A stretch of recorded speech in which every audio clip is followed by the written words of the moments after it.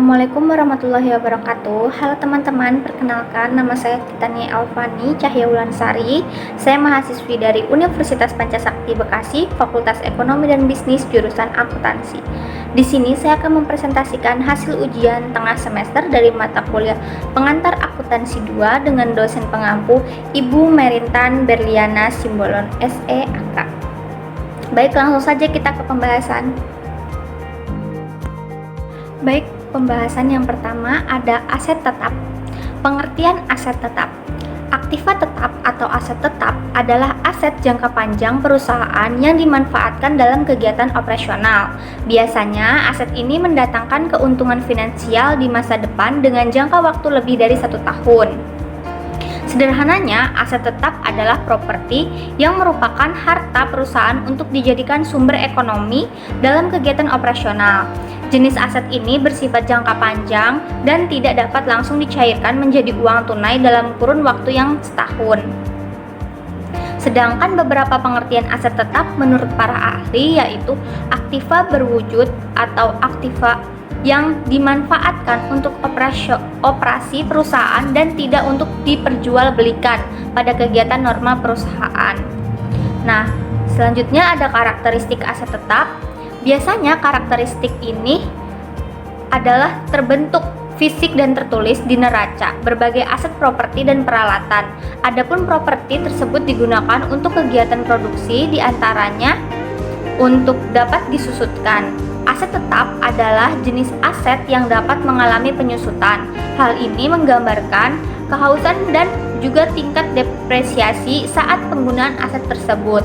Yang kedua, memberikan keuntungan finansial jangka panjang. Selain itu, aset tetap adalah jenis kekayaan yang digunakan untuk perusahaan untuk memproduksi barang dan menghasilkan keuntungan besar.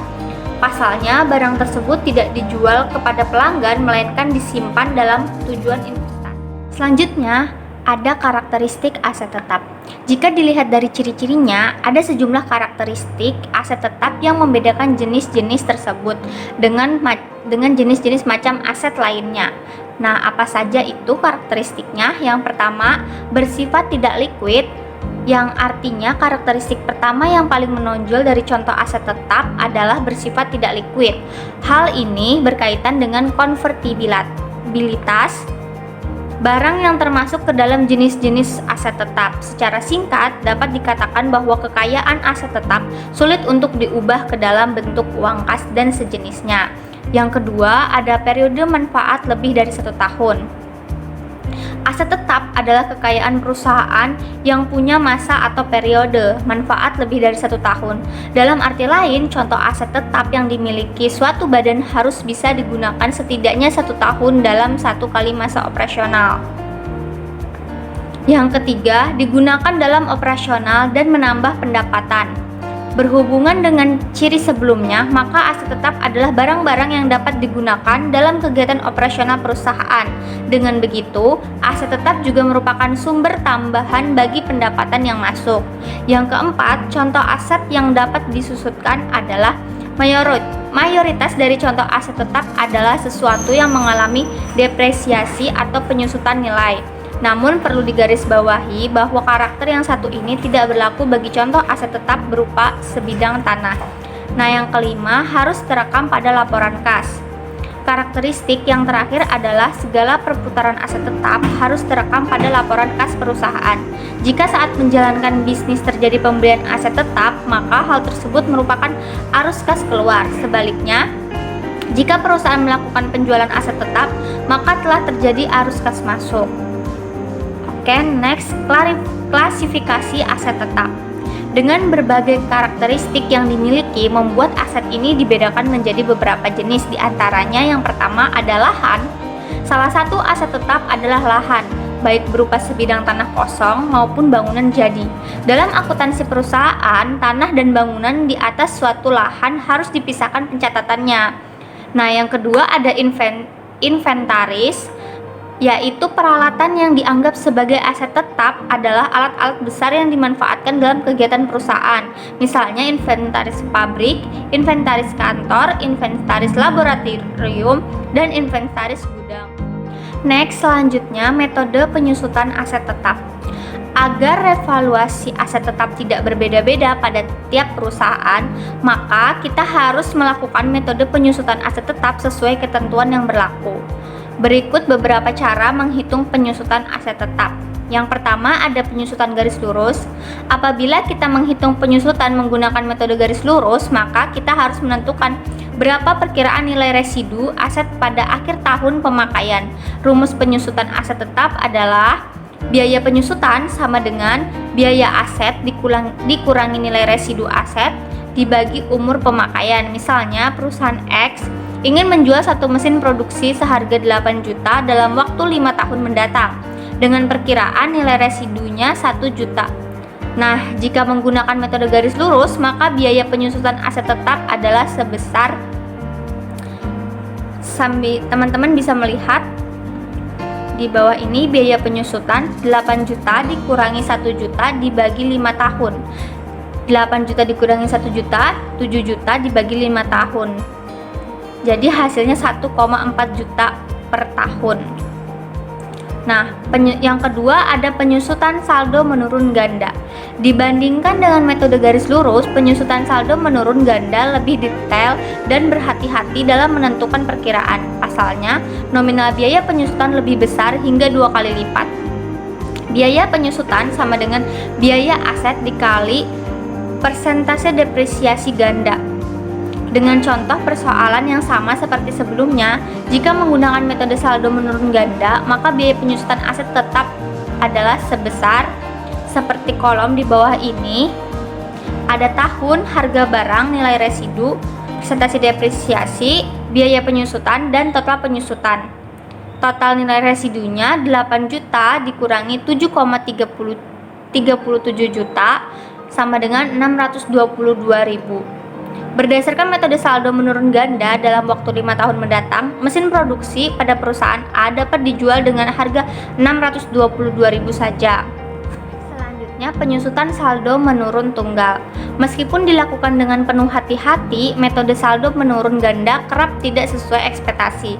Maka dari itu, sebagai opsi kedua, kita dapat menerapkan metode penyusutan saldo menurun tunggal dengan rumus sebagai berikut. Biaya penyusutan sama dengan biaya aset dikali persentase depresiasi tunggal. Dengan ilustrasi contoh persoalan yang sama seperti sebelumnya. Jika menggunakan metode saldo menurun tunggal, maka biaya penyusutan aset tetap adalah sebesar, seperti teman-teman bisa melihat contoh kolom di bawah ini. Ada tahun, harga barang, nilai residu, depresiasi, biaya penyusutan, dan total penyusutan. Nah, total residunya ada 8 juta dikurangi 5,6 juta sama dengan 2,3 juta. Dengan begitu, mesin produksi pada perusahaan X dapat dijual dengan harga 2,3 juta karena telah melebihi perkiraan nilai residu sebesar 1 juta. Yang keempat ada penyusutan jumlah angka tahun. Selanjutnya cara perhitungan aset tetap adalah metode penyusutan jumlah angka tahun. Adapun metode ini dapat dihitung menggunakan rumus sebagai berikut. Biaya penyusutan sama dengan umur pemakaian dikali biaya aset dikurangi nilai residu dibagi jumlah angka tahun.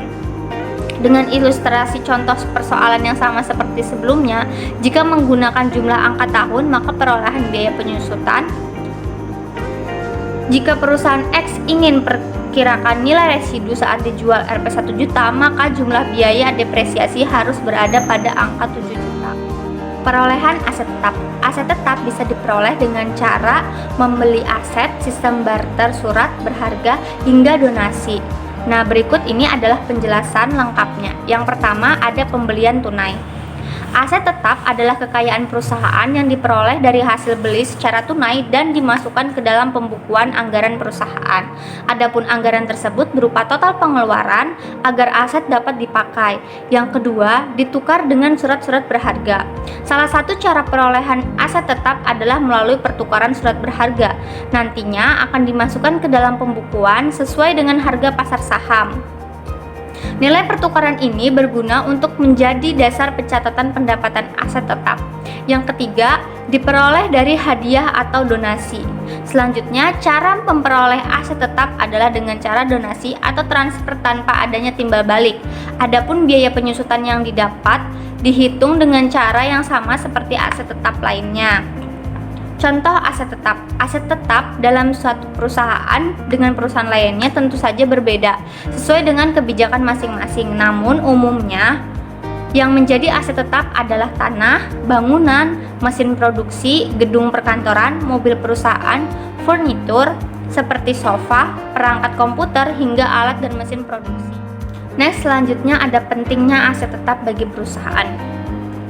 Aset tetap adalah bagian perusahaan yang sangat mempengaruhi kelangsungan kegiatan di tengah kompetisi bersama pesaing.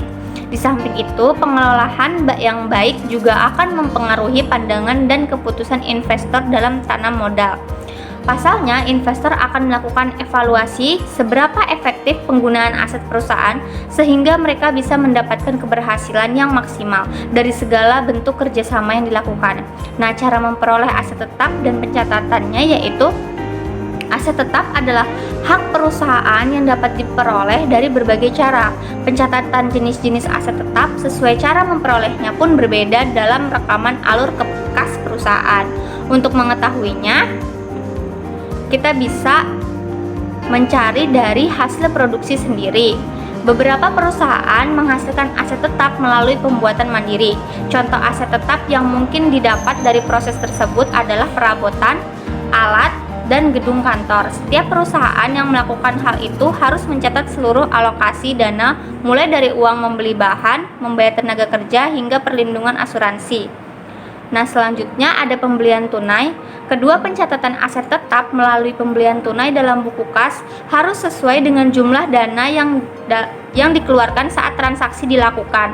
Perlu digarisbawahi bahwa dana tersebut termasuk harga yang tertera dalam faktur serta biaya lain yang perlu dihabiskan agar aset dapat digunakan. Selanjutnya ada pembelian kredit. Aset tetap adalah bagian kepemilikan perusahaan yang dapat dibeli secara kredit. Nah, dalam transaksi tersebut pasti dikenai biaya tambahan berupa bunga. Baik harga asli properti dan bunga harus dicatat dalam baris terpisah yang ada pada buku kas. Selanjutnya ada hadiah atau donasi. Bukan hanya kredit, aset tetap adalah aktiva yang dapat diperoleh sebagai bentuk hadiah atau donasi. Dalam hal ini berarti perusahaan telah menerima transfer satu arah atau tanpa timbal balik sehingga keuntungan yang didapat dari aset yang diterima juga harus dijurnalkan. Penukaran dengan aset serupa. Nah, aset tetap adalah sesuatu yang dapat ditukar tambah, salah satunya dengan aset serupa. Untuk mencatat transaksi tersebut dalam jurnal keuangan, jangan lupa untuk mencantumkan harga perolehan harga pasar serta jumlah kekurangan biaya yang harus dibayar jika ada. Selanjutnya ada penukaran dengan surat berharga. Terakhir ada juga pencatatan penukaran aset tetap dengan surat berharga.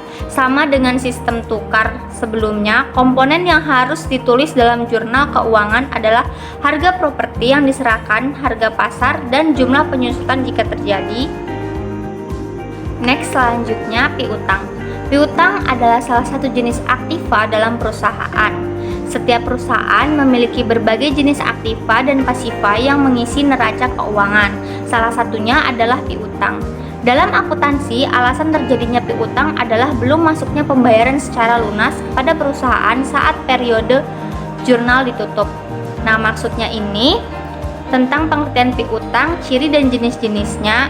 Pengertian piutang. Piutang adalah suatu hak pembayaran milik perusahaan terhadap satu pihak karena telah menerima produk atau jasa tapi belum membayarnya dengan lunas atau account receivable.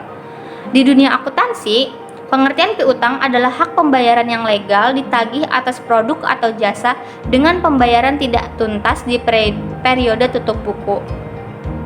Piutang adalah jenis aktiva termasuk dalam aset lancar. Oleh karena itu, proses pembayarannya harus jelas dan sesuai tempo. Jika sebuah perusahaan dengan sangat terpaksa tidak dapat mengklaim piutangnya, maka pihak keuangan berkewajiban memasukkan piutang tersebut ke dalam jurnal tersendiri, yaitu jurnal piutang tak tertagih. Nah, perbedaan hutang dan piutang. Secara bahasa Indonesia, perbedaan hutang dan piutang sangatlah jelas. Hutang merupakan kewajiban pembayaran atas jasa yang telah diterima, sedangkan piutang berarti sebaliknya. Akan tetapi dalam proses pelaporan keuangan, perbedaan hutang dan piutang perlu dilihat dari berbagai aspek. seperti hutang termasuk dalam akun kredit saat dibayar dan akun debit saat diterima. Selain itu, hutang juga termasuk liabilitas. Jika hutang tersebut perlu dibayar dalam waktu kurang dari 1 tahun, maka disebut liabilitas jangka pendek. Sebaliknya, jika jatuh tempo hutang dari 1 tahun, maka sebutannya adalah liabilitas jangka panjang. Sementara itu, piutang adalah hak pembayaran atas jasa yang sudah dilakukan perusahaan saat perusahaan mengeluarkan piutang. Pencatatan masuk dalam akun kredit. Sedangkan saat piutang dibayar, akunnya pun dipindah menjadi debit. Dari segi laporan neraca, piutang termasuk dalam aset lancar. Ciri-ciri piutang. Setelah membahas pengertian piutang dan perbedaannya dengan hutang, kali ini kita akan membahas karakteristik piutang.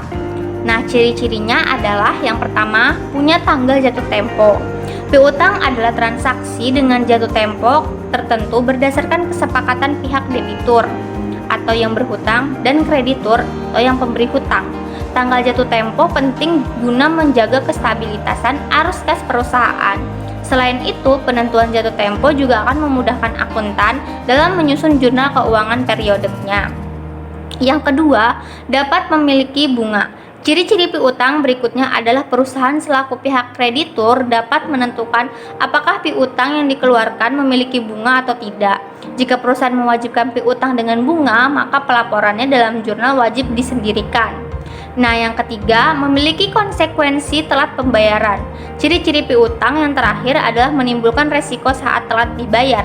Piutang adalah salah satu komponen aset penentu lancar tidaknya operasional perusahaan, sehingga perusahaan perlu memberikan konsekuensi tegas bagi pihak-pihak debitur yang telat melakukan pembayaran. Konsekuensi ini bisa berbentuk blacklist atau bahkan pelaporan ke pihak yang berwajib. Jenis-jenis piutang. Setelah membahas ciri-ciri piutang, kali ini kita akan membahas jenis-jenis piutang. Berdasarkan model transaksinya, piutang memiliki beberapa klasifikasi selengkapnya tentang jenis-jenis piutang. Yang pertama, ada piutang usaha atau dagang. Piutang usaha adalah piutang karena penundaan pembayaran oleh konsumen yang telah menerima produk atau jasa. Piutang usaha juga sering dikenal dengan istilah piutang dagang karena terjadinya disebabkan transaksi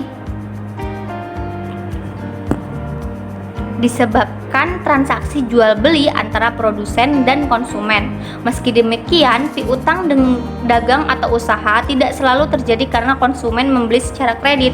Beberapa faktor lain penyebab terjadinya piutang usaha adalah pre-order barang, sistem distribusi stok retail, dan cicilan menggunakan pihak ketiga. Contoh transaksi piutang pendapatan. Untuk memahami bagaimana piutang dicatat, Anda bisa menyimak contoh kasus di bawah ini. UD Sinar Jaya mencatat piutang pendapatan pada awal Agustus 2020 sebesar 50 juta. Selama bulan Agustus terjadi transaksi yang berkaitan dengan piutang sebagai berikut. 1. Pembayaran piutang usaha PT XYZ sebesar 15 juta pada 10 Agustus 2020. 2. UD Indah Abadi membeli barang dagang UD Sinar Jaya secara kredit pada tanggal 15 Agustus 2020 sebesar 20 juta. Ketiga, PT DRS membayar piutangnya lebih awal sebesar 25 juta dan mendapatkan potongan penjualan sebesar 1% dari hutangnya apabila dibayarkan sebelum tanggal jatuh tempo. 4.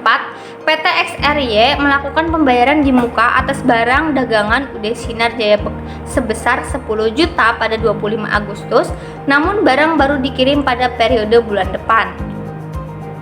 Piutang pendapatan bertambah bila terjadi penjualan kredit dan berkurang saat pelanggan melunasinya. Nah, dari contoh kasus di atas, piutang pendapatan UD Sinar Jaya pada akhir tahun adalah sebagai berikut. 50 juta dikurangi 15 juta ditambah 20 juta dikurangi 25 juta sama dengan 30 juta.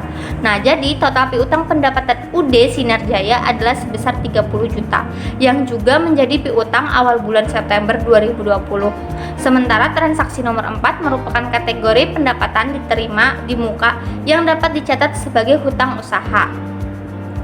Jurnal piutang pendapatan. Jurnal piutang pendapatan sendiri bila mengikuti contoh kasus di atas menggunakan 3 pos akun perkiraan, yakni piutang pendapatan, potongan penjualan, dan kas. Berikut contoh jurnalnya. Yang pertama, kas 15 juta, piutang pendapatan masuk ke kredit 15 juta. Penjualan masuk ke debit 20 juta, piutang pendapatan masuk ke kredit 20 juta. Kas masuk ke debit 24.750.000, potongan penjualan masuk ke debit 250 juta, dan piutang pendapatan masuk ke kredit 25 juta. Kas masuk ke debit 10 juta, utang usaha masuk kredit 10 juta. Nah, dalam melakukan pencatatan akuntansi, apalagi piutang pendapatan akuntan, perlu menerapkan prinsip kehati-hatian. Kerahasiaan klien perusahaan perlu dijaga apabila menyangkut utang piutangnya. Next, selanjutnya ada kas. Dari perspektif akuntansi, kas atau cash merupakan aset paling liquid yang dapat perusahaan miliki. Saldo cash berarti bahwa sebuah perusahaan memiliki uang tunai di tangan dan dapat menggunakan uang itu sesuai keinginan atau kebutuhan.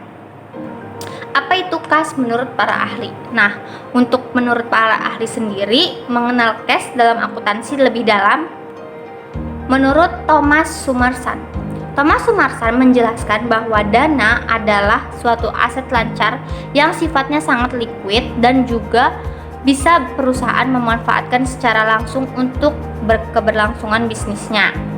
Nah, sedangkan menurut Rudianto, pengertian kas adalah suatu alat pembayaran ataupun pertukaran milik perusahaan dan sudah bisa digunakan untuk kegiatan transaksi perusahaan ketika memang dibutuhkan. Next, selanjutnya ada standar akuntansi keuangan. Kas adalah alat pembayaran yang siap dan bebas digunakan untuk membiayai kegiatan umum perusahaan. Karakteristik kas memiliki karakteristik tertentu yang bisa membedakan dengan aset lain di dalam perusahaan. Nah, berikut ini adalah penjabaran karakteristiknya. Yang pertama, aset perusahaan yang sangat liquid. 2. Standar pertukaran yang paling umum. 3. Dapat menjadi baris perhitungan dan juga pengukuran nilai. Sumber kas. Lalu bagaimana cash bisa Anda dapatkan? Berikut sumber penerimaan cash dalam suatu usaha atau perusahaan. Yang pertama, mendapatkan dana melalui penjualan investasi. Yang kedua, adanya emisi saham atau penambahan modal oleh pemilik perusahaan dalam bentuk tunai. Yang ketiga, terjadi penurunan atau berkurangnya aktiva lancar selain cash yang penerimaan dana imbang dengan adanya penerimaan piutang, adanya penjualan secara tunai, dan sebagainya. Yang keempat, terdapat pengeluaran surat tanda utang baik jangka pendek (WSL) maupun utang jangka panjang, obligasi, hipotek, dan lainnya, serta bertambahnya utang yang dengan penerimaan dana yang mengimbangi. Yang kelima, ada penerimaan tunai karena bunga, sewa, atau dividen dari investasi, sumbangan atau hadiah, maupun adanya pengembalian pembayaran pajak pada periode sebelumnya. Next, selanjutnya apa saja yang termasuk cash dan tidak termasuk kas. Pahami pengelompokan yang termasuk dan tidak termasuk dalam kategori cash, yaitu termasuk kas. 1. Uang tunai. Ini adalah uang berwujud kertas dan logam yang berlaku untuk pembayaran. Yang kedua, travel check. Merupakan cek yang bank umum keluarkan. Penggunaannya dapat melayani pihak nasabah yang ingin melakukan perjalanan atau traveling dalam waktu tertentu dengan jarak yang jauh. Yang ketiga, kasir cek. Mirip dengan travel check yang sama-sama bank umum sebagai pembuat, hanya terdapat tujuan yang berbeda, yaitu untuk melayani pihak lain. Nah, yang keempat ada wesel pos, merupakan dokumen yang bisa digunakan sebagai uang tunai. Yang kelima ada cek, merupakan sebuah dokumen yang bisa perusahaan terima sebagai pembayaran dari pihak lain. Nah, yang keenam ada uang perusahaan, yaitu uang perusahaan yang memang tersimpan di dalam bank yang bisa diambil sewaktu-waktu. Nah, untuk kategori tidak termasuk kas, yang pertama ada deposito berjangka atau time deposit adalah uang simpanan di bank yang hanya bisa cair dalam jangka waktu tertentu. Yang kedua ada perangko. Yang ketiga, uang yang telah tersedia untuk tujuan tertentu, menyebabkan penggunaannya yang terikat. Contohnya adalah dana pensiun. Yang keempat ada cek mundur atau post date check, merupakan kategori dana yang belum bisa dianggap cash sebelum waktunya tiba. Jenis-jenis kas. Cash terbagi menjadi beberapa bagian. Setiap bagian dari cash bertujuan sebagai pengawasan dan pemeriksaan terkait dengan distribusi aliran cash. Selain itu, pembagian cash dapat kita temukan pada buku besar akuntansi. Sementara dana pada laporan keuangan telah menjadi satu sehingga penggunaan laporan keuangan cash dapat mudah orang lain pahami meski awam. Cash terbagi menjadi beberapa jenis, yaitu yang pertama ada petty cash kecil. Petty cash merupakan uang dalam bentuk tunai yang perusahaan siapkan untuk membayar berbagai pengeluaran dengan nilai yang relatif kecil dan tidak ekonomis apabila melakukan pembayarannya dengan cek. Yang kedua ada kas di bank. Pengertian kas di bank adalah bentuk simpanan uang perusahaan yang tersimpan di rekening bank tertentu. Uang yang berada di bank jumlahnya cenderung besar dan memerlukan keamanan lebih tinggi sehingga tidak mungkin melakukan transaksi secara langsung karena jumlahnya yang besar dan rawan dari segi keamanannya. Nah, sebagai bentuk keamanan dan transparansi, dana di bank akan selalu berkaitan dengan rekening koran perusahaan pada bank tersebut. Nah, yang ketiga ada pelaporan kas. Perusahaan dapat melakukan pelaporan tunai secara langsung, namun seringkali pelaksanaannya dapat terjadi beberapa masalah, yaitu yang pertama, cash equivalence. Setara kas atau cash equivalent adalah gabungan aset perusahaan yang memiliki maturity kurang dari 3 bulan lamanya. Cash equivalence sangat bermanfaat penggunaannya saat kondisi finansial perusahaan sedang susah atau tidak stabil. Nah, yang kedua ada contohnya yang paling sederhana adalah surat utang negara dan treasury bill. Yang kedua ada restricted cash. Pengertian dari kas terbatas atau restricted cash merupakan cash yang secara sengaja perusahaan pisahkan untuk melunasi kewajiban di masa depan yang jumlahnya cukup besar. Sebagai ilustrasi, perusahaan Hess Mikro memiliki kewajiban membayar penanganan teknis sebesar 250 juta rupiah untuk 6 tahun yang akan datang. Dengan dasar kondisi ini, maka perusahaan harus bisa menyisihkan uang sebesar 250 juta pada akun restricted cash. Yang ketiga ada bank overdraft.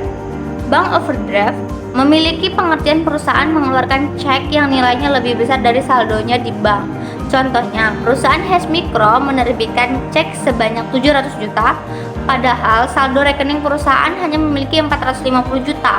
Dengan adanya perbedaan saldo dan cek membuat 250 juta sisanya akan masuk pada utang jangka pendek. Jumlah kecil yang sebaiknya menggunakan dana cash kecil. Minimal 2 orang pejabat harus melakukan tanda tangan setiap cek. Yang ketiga, mengarsir dengan rapi terhadap cek yang batal digunakan atau terjadi salah tulis. Yang keempat, memberikan cap lunas untuk bukti dan cek yang sudah keluar. Pengendalian kas internal. Karena sifat cash sangat liquid menyebabkan rentan akan kecurangan, maka sangat memerlukan mekanisme pengendalian internal untuk menjaga cash dan memastikan keakuratan akuntansi pencatatan tunai. Tujuan pengendalian internal adalah memberikan jaminan bahwa aktiva terlindungi dan berguna untuk pencapaian tujuan usaha, informasi bisnis yang akurat, karyawan telah mematuhi peraturan dan ketentuan. Selain itu, pengendalian kas internal juga mampu melindungi aktiva perusahaan dari kemungkinan terjadinya kejahatan seperti pencurian, penggelapan, atau penempatan aktiva pada lokasi yang tidak seharusnya. Menurut Dickman dan DKK pada tahun 1999, sistem pengendalian intern kas harus yang pertama memisahkan penyimpanan dan akuntansi untuk cash. Yang kedua, mencatat semua transaksi cash. Yang ketiga, memelihara hanya saldo tunai minimum yang dibutuhkan. Yang keempat, melaksanakan perhitungan periodik atas saldo. Yang kelima, melakukan rekonsiliasi atas saldo akun cash buku besar dan saldo bank. Yang keenam, memperoleh pengembalian yang layak atas saldo yang menganggur. Nah, selanjutnya ada contoh pengendalian kas dengan metode Impress. Metode Impress memiliki pengertian bahwa jumlah dana sifatnya tetap, yaitu sebesar cek yang kasir terima untuk dicairkan ke bank untuk membayar pengeluaran kecil. Perusahaan melakukan pencatatan pengeluaran saat pengisian kembali. Contoh, Hasmikro pada tanggal 29 September 2021 membentuk cash kecil sebesar 5 juta rupiah. Pengeluaran dana kecil hingga 29 September 2021 adalah sebesar 4 juta dengan rincian sebagai berikut. Beban ATK sebesar 1.500.000, beban angkut sebesar 1.750.000, beban administrasi sebesar 250.000, beban BBM kendaraan sebesar 500.000. Totalnya ada 4 juta rupiah. Nah, pada tanggal 29 September 2021 perusahaan melakukan pengisian kembali, maka ayat jurnal yang disusun atas transaksi di atas adalah sebagai berikut. Pengisian kas kecil tanggal 29 September 2021. Kas kecil masuk akunnya, kas kecil masuk ke debit sebesar 5 juta rupiah. Bank masuk ke kredit sebesar 5 juta rupiah. Saat pengeluaran kas kecil tidak perlu dijurnal. Saat pengisian kembali yaitu menjadi 29 September 2021, akun beban ATK di debit 1.500.000. Akun beban angkut di debit 1.750.000, beban administrasi sebesar 250.000 di debit, beban BBM kendaraan di debit 500.000 dan bank di kredit sebesar 4 juta rupiah sehingga kas kecil tetap 5 juta rupiah. Terakhir ada kesimpulan, aset tetap adalah properti yang merupakan harta perusahaan untuk dijadikan sumber ekonomi dalam kegiatan operasional. Jenis aset ini bersifat jangka panjang dan tidak dapat langsung dicairkan menjadi uang tunai dalam kurun waktu setahun. Aset tetap dalam suatu perusahaan dengan perusahaan lainnya tentu berbeda sesuai dengan kebijakan masing-masing. Kedua, piutang adalah jenis aktiva termasuk dalam aset lancar. Oleh karena itu, proses pembayarannya harus jelas dan sesuai tempo. Jika sebuah perusahaan dengan sangat terpaksa tidak dapat mengklaim piutangnya, maka pihak keuangan berkewajiban memasukkan piutang tersebut ke dalam jurnal tersendiri, yaitu jurnal piutang tak tertagih. Nah, selanjutnya ada kas. Kas adalah alat pembayaran yang siap dan bebas digunakan untuk membiayai kegiatan umum perusahaan. Cash memiliki karakteristik tertentu yang bisa membedakan dengan aset lain di dalam perusahaan. Baik, itulah tadi hasil presentasi dari saya. Jika terdapat kesalahan dalam pengucapan kata maupun penjelasan yang saya jabarkan tadi, mohon dimaafkan. Wabillahi taufiq wal hidayah. Wassalamualaikum warahmatullahi wabarakatuh. Terima kasih sudah menonton.